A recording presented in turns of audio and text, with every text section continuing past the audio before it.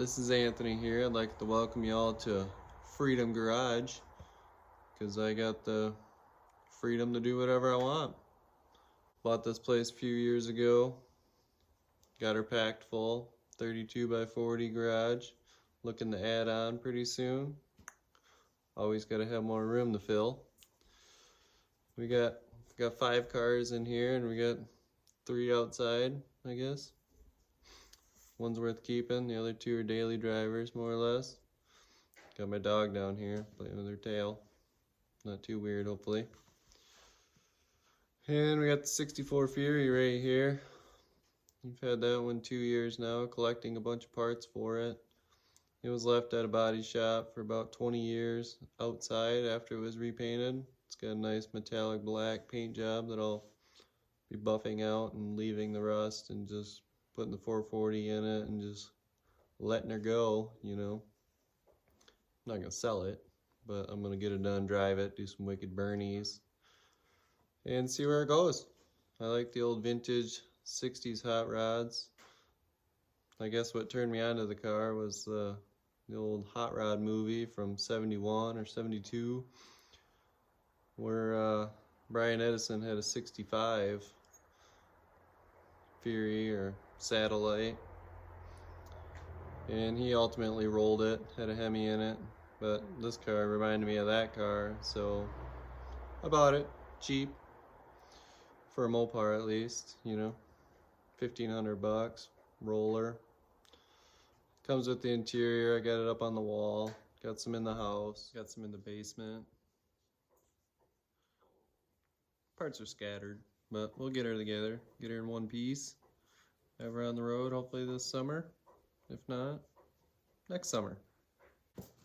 Well, I'd like to be able to show you more of the car, but it's winter here in Michigan. We've had quite the snowstorms lately, as you can imagine, winter stuff. But today the sun's out, it's pushing 35, so it's warm. But we got them all packed in here like sardines. We got the old Fury here. There's a picture in the screen. There's a Ranger back there, you can't see. That was my first truck in high school. And I got 71 Ranchero. She's all original. 4-barrel Cleveland in there. Got my 57 Ford F100 Grumpy. She's got a 390 automatic C6, and then the old Dune Cruiser 96 Bronco and Kings. Today we're working on the Fury 727, installing the shift kit. As you can see, I got the valve body out. Just going through all these pages here.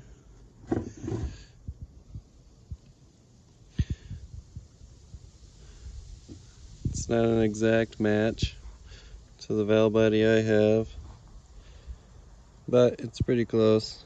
Just gotta decipher what's what, figure out what needs to happen here. Bought this trans used. It's a 65, but it still uses the push button shifter. It is my first Mopar shift kit, so from A&A Transmission in Illinois, Indiana, one of the two. And it's their Dash 2 kit. It's supposed to help me get that first gear, second gear burnout. That nice firm shift that everybody wants. At least I do. Putting her in right now. Swapping out springs, drilling stuff, grinding some stuff, valves, transmission stuff. In this step here, I gotta modify the old TV valve. So I gotta cut it. Got her out right here. Gotta make her that long. It's gone. So I got my caliper, set it to the measurement that they talk about. And I'm just gonna cut her off until she's that long. So I got her in the old bench grinder here. We're just gonna trim some off, shorten her up.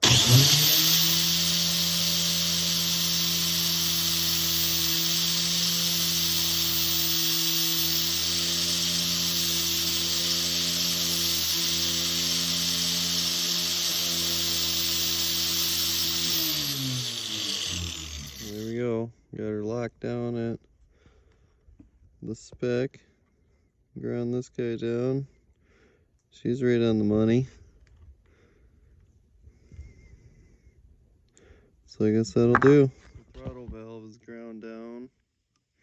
Slide that guy back in the hole. Let me get this pink spring that it tells us to put in the kit. Slide that in there, dog hair and all. Let me put the original plunger along with the sleeve. Feed that in there. Doesn't tell us to change that at all. Slide that in there. And we got that firmer spring for sure. That one's firm too. Whatever. On to the next step. Well, I'm on page 75. No, I'm just kidding. It's 5. We got these hefty springs in there. Got the old dual pack. So I get to put the old 2 halves of valve body back together. Got all these bolts here, so you just guess where those go. Because if it's not in the right spot, you just move them, you know. You just shove them in a hole. And we got the old snap-on pry bar right here. I've had many pry bar screwdrivers that, you know, just this one's been the best. It doesn't strip the tip out. It doesn't break off, it's round out, you know. So we just snug these bad boys down till we get them all started, and then we'll give them the extra torques when we're done. Making sure that we got all the steps done over here first. And then we'll turn the page and try and get this bad boy started, because I know these things are stiff. So that'll be fun getting that little mechanism on, those 2 screws in. See how she goes. It says right here, the PR adjusting screw, which it says pressure regulator. I got this guy. Oh geez, there's an Allen head, now I gotta go find those. But you run that bad boy all the way to nothing. Crank her all the way in so she's flush. This one's been adjusted before. Have to figure that out, but luckily the old kit here tells you how. And we're going with that old street strip. Yep, which is kind of what we're going for. But the old competition and race car has me wondering, because there it is flush there. If we crank her clockwise, that gets her right tight against her, but then we turn her clockwise, and that gap there starts to open up. And it says no more than 4 turns. But I'm thinking maybe 1 turn just to help. Assuming that would raise the pressure up a little bit, but we don't want her too high.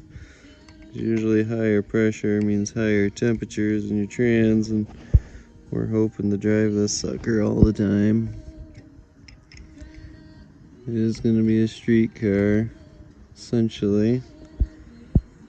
It'd be nice to, I guess it'd be fun to take to the strip. But we'll definitely do some burnouts with the old big block Mopar. Should be a good time. We do want them firm shifts, so I think we're just going to leave her flush. That seems pretty good. A little play, but whatever. So I think we got a pretty much done valve body here. What I did notice as soon as I took it out of the trans, it was right there. You can see there's a crack, which isn't good because, you know, valve bodies adjust fluid, move hydraulics whenever they're required to, in which direction and everything.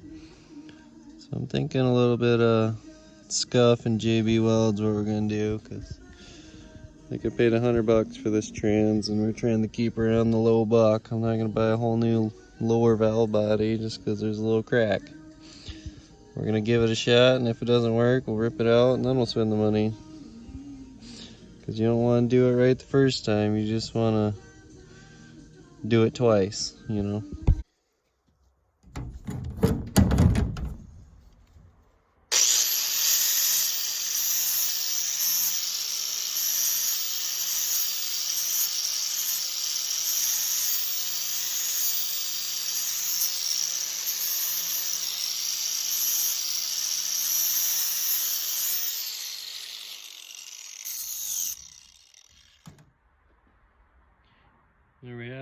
Got the JB Weld on her. Is it pretty? No. Will it hold and do something? Probably not. Ground all the numbers off so I can never replace it, so that's good. Here's the next page. I'm guessing I don't do it because it says skip this page. We're working on a 60 to 65 model, a motorhome work truck, diesel, which ours is a 65, so I guess we'd technically skip it, but to know for sure, we're just going to pull out this little side plate and look at our 1-2 governor valve. Pretty easy, only 5 screws. We'll see what we get. There's the governor valves, at least, I don't know, this one is. Pull her out. That looks like our picture. Looks spot on, so I guess we're just going to throw the other back in. And put this other plate back on. That's the original plate. We're going to skip this page. Now we're moving on to the transmission side of things here. So we got the LR, which is low reverse piston, 904 727. So we just find ours, type 1 or type 2. I don't know. We're just going to dig into these bad boys here. Looks like there's some adjustment stuff. There's a band. Adjustment for the band. Which, I don't know which one's which. We got the little cable shifter doodabber that goes into the valve body there. Ideally I could pull the pump and look at the frictions and clutches and all that. Looks like we got some sort of governor thingy here, which I didn't get the cover for that evidently. I'll have to steal that off the motorhome trans that I got. Came with the engine. Guess we'll see what we're diving into here. Well, it's been a few days. I'm back on the old Headbanger 5000 here, trying to get the shift kit in. So we gotta figure out what we're doing here. So I did some YouTube research myself on how to get the tail shaft off so I can get the little rod out here. And what the guy said, apparently it goes out this way. You hammer it out, so I gotta take the tail shaft off. A few bolts. Gotta get this off. There's a little snap ring or something in there. Gotta do the thing as I pull it out. I don't know, we'll figure it out. And then we gotta get this arm out of here, which is a little band adjuster. And then we can start playing with the old 1-2 here. Well, I got the tail shaft off, as you can see. Got her over there. Wasn't too bad. Pop that plate off. Silicone on. Gave the screws a couple beatings with a hammer and the screwdriver. Popped her off there. And then the little shifter cable doodabber holds the cables. She fell in the hole. So that's swimming in the case down there somewhere. Can't see it. It's gone. So I might have to pull the old everything out. I was looking at this. And it moves that band. I already played with it. So I got it released. Didn't have to take the tail shaft off anyway. Idiot. So I guess we're gonna dig into that now. Jeez. Got the servo out. This is the stuff that we took out. And that's the stuff in the shift kit to put in. It looks like we have a type 1 style. So we look at the type 1, remove the cushion spring, reassemble piston, install short plane spring. If spring does not retain the piston, reuse initial spring. And we don't care about 2. Tells you to adjust the bands. Then we move on to step 2 here. Once we get her all put back together. Well, things have been going not good. This went in there easy. It's back in there. It says to, if it's got a spring there, leave it there. If it's got one under it, leave it there. If it's got none, leave it with none. So we pulled it out and looked at it out of curiosity. That's how you learn. Anyway, that one's in. Then the little thingy down here that presses on the band tightens it when this thing goes. That fell into the case as well, so it looks like we're gonna pull a pump on this unit. Or I could turn it upside down, see if anything falls out, and make a giant mess of trans fluid. We'll see though. Got this stack of tires. It might just hold the transmission upright. We'll see what happens. Now I got the two pieces out. Flipped her on its side a little bit. Used the old Walmart magnet there. Fished them out. Got the other piece out. Put it back in. Now I gotta adjust the band, which it talks about there. And I wasn't afraid to throw it in the tires there. I just didn't want to strain my milk this early, you know. And it says single band, which I think we have. Tight and snug with short wrench. And then you gotta back her off 2.5 turns. So I'm gonna put a little paint pen on that guy, back her down, and then tighten the old jam knot, which was super tight. They got loosened, by the way. Here we are next day. Got the transmission stood up. Gonna put the tail shaft housing back on. Once again, new gasket. Put that little plate back on.